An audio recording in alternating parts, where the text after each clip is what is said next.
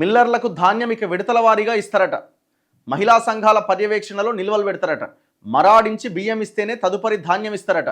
మిల్లుల తనిఖీ, ధాన్యం రక్షణకు గ్రేహౌండ్స్, ఆక్టోపస్, ఎస్ఐబి సిబ్బంది. ధాన్యం మళ్లింపు అక్రమాలపై అడ్డుకట్టకు ప్రభుత్వం ప్రణాళికలు. మీరు ఫస్ట్ నిఘా పెట్టాల్సింది అధికారుల మీద నిఘా పెట్టాలి.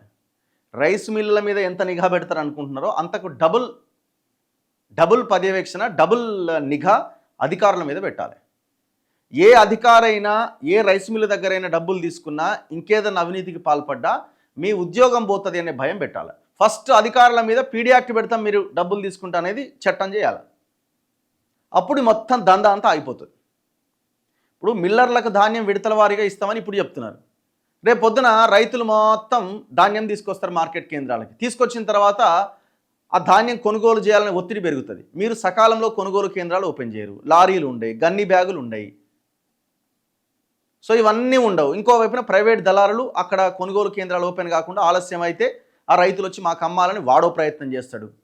ఇవన్నింటి మధ్య చివరికి లాస్ట్ వర్షాలు పడుతుంటాయి, వరద ఇది అవుతుంటుంది, ఇబ్బంది అవుతుంటుంది, ఒడ్లు కొంటలేరని ప్రభుత్వం మీద ప్రెజర్ పెరుగుతుంది. అప్పుడు అన్నీ తీసుకుపోయి ఆ స్థానికంగా ఉన్న రైస్ మిల్లులలో పడేస్తారు. ఎప్పుడు జరిగేది ఇదే కదా. ఇప్పుడు ఆ రైస్ మిల్లులో కొంతమంది మీరు చేస్తున్న ఈ వ్యవహారాన్ని అవకాశంగా మలుచుకుంటున్నారు దందాలకి. అందరు కాదు, కొందరు.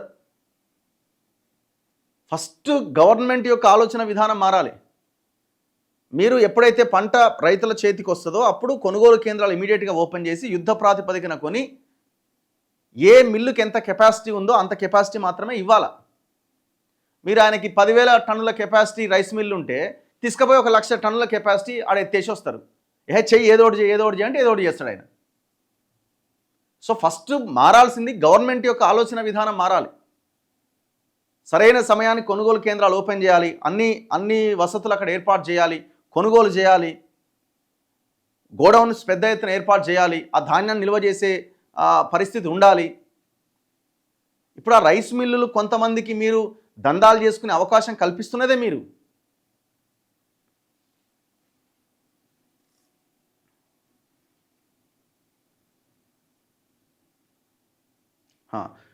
నెక్స్ట్ ఇంకొకటి, వాళ్ళు అడుగుతున్న సమస్యల మీద కూడా మీరు ఆలోచించాలి కదా. ఇప్పుడున్న civil supply minister Uttam Kumar Reddy గారు ఆయన పీసీసీ అధ్యక్షుడిగా ఉన్నప్పుడు ఆనాడున్న గవర్నమెంట్కి లేఖ రాసిండు. 100 కిలోల వడ్లకి 67 కిలోల బియ్యం రావాలంటే ఎక్కడి నుంచి వస్తాయి, దీన్ని ఇంకా తగ్గించాల్సిన అవసరం ఉంది, ఇది మిల్లులకి నష్టం చేస్తున్నది అని రాసిరు. మరి ఇప్పుడు అదే 67 కిలోలు ఇంకా కొనసాగుతున్నది కదా. మరి అప్పుడు మీకు తప్పు అనిపించింది, ఇప్పుడు ఎట్లా రైట్ అనిపిస్తుంది? మరి వాళ్ళు ఏమంటున్నారు, మాకు 67 కిలోలు వస్తలేదు ధాన్యం వచ్చిన ఇదైనప్పుడు తడిసిన ధాన్యాన్ని కూడా మేము కొనుగోలు చేయాల్సిన పరిస్థితి వచ్చింది, అప్పుడు మాకు ఎట్లా వస్తుంది, మేము లాస్ అవుతున్నాం. దానివల్ల వాళ్ళు రకరకాల అడ్డదారులు దొక్కుతున్నారు కొంతమంది. అట్లా కూడా ఉన్నది కదా. నష్టాలు వచ్చినాయని కొంతమంది డీఫాల్టర్ల కింద మారిపోతున్నారు. మరి ఇవన్నీ సమస్యలను ఎవరు పరిష్కరించాలి? గవర్నమెంటే కదా. బాధ్యత ఎవరిది?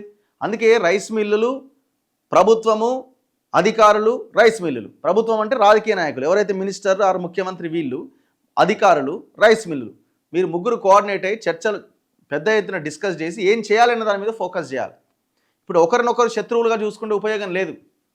ఇప్పుడు మీరు ఒకరినొకరు శత్రువులుగా చూసుకుంటే రాష్ట్రంలో ఉన్న రైతులు నష్టపోతారు. ఇప్పుడు మొత్తం రైస్ మిల్లులు క్లోజ్ చేసిరనుకోండి, ఎక్కడ పోతారు? మొత్తం రైస్ మిల్లు క్లోజ్ చేసిరనుకోండి, రైస్ మిల్లు లేకుండా పోయినాయి అనుకోండి, పరిస్థితి ఏంది? ఎంత భయంకరంగా మారుతుంది పరిస్థితి.